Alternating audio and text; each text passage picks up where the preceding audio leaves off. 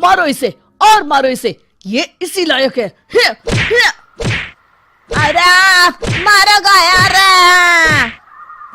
सरपंच जी, कालिया को चोरी करते हुए हम सब ने रंगे हाथ पकड़ा है। अब इसे गांव से बाहर निकाल देने में ही हम सबकी भलाई है। तो देर किस बात की है, अभी इसे धक्के मार के इस गांव के बाहर का रास्ता दिखा दो। अरे सरपंच ऐसा मत करिए, मुझे एक मौका और दीजिए, मैं दोबारा कभी चोरी नहीं करूंगा। लेकिन गांव वाले उसकी एक नहीं सुनते और उसे मार मार के गांव की सीमा के बाहर निकाल देते हैं। अरे मेरी कमर दर्द के मारे मेरी जान निकली जा रही है। कमबख्तों ने जम के धुलाई की है मेरी।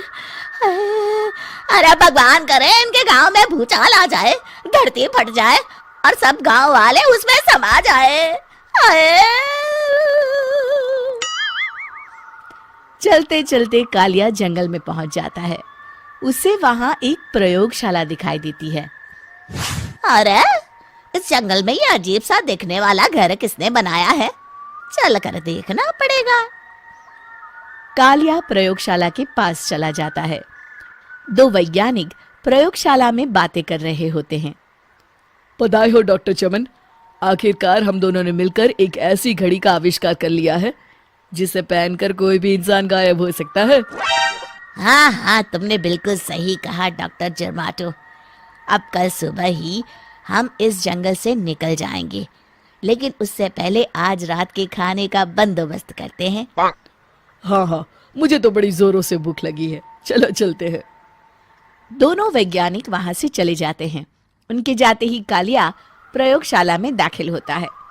अच्छा तो ये बात है। कालिया बड़े से कांच के अंदर रखी घड़ी को बाहर निकाल लेता है और अपनी कलाई पर बांध लेता है। फिर घड़ी में लगा बटन दबा देता है। कालिया को एक जोरदार झटका लगता है।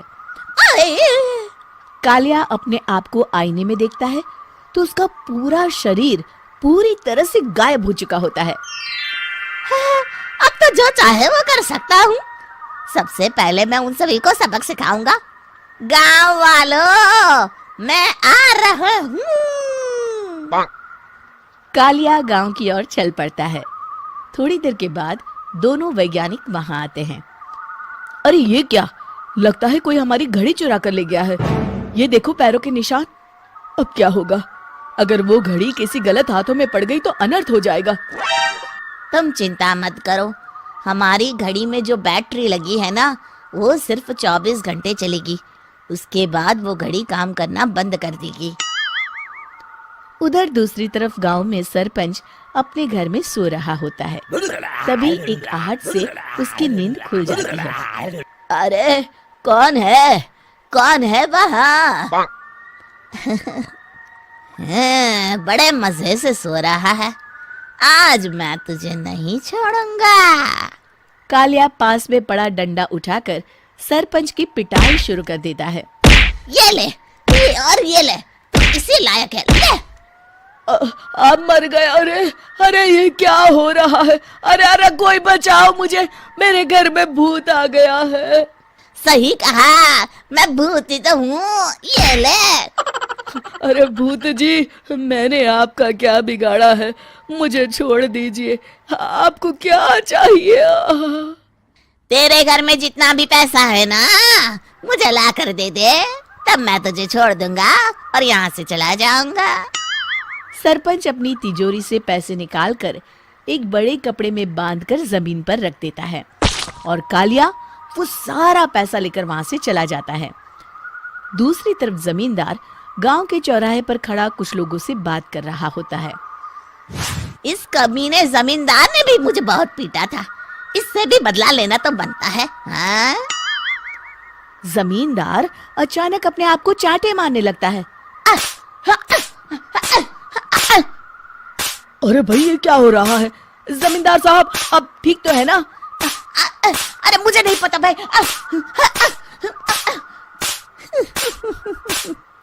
अरे मर गए रे, ये तो पक्का किसी भूत प्रेत का काम है। जमींदार के अंदर कोई भूत आ गया है, इससे पहले कि ये हमारे अंदर आ जाए।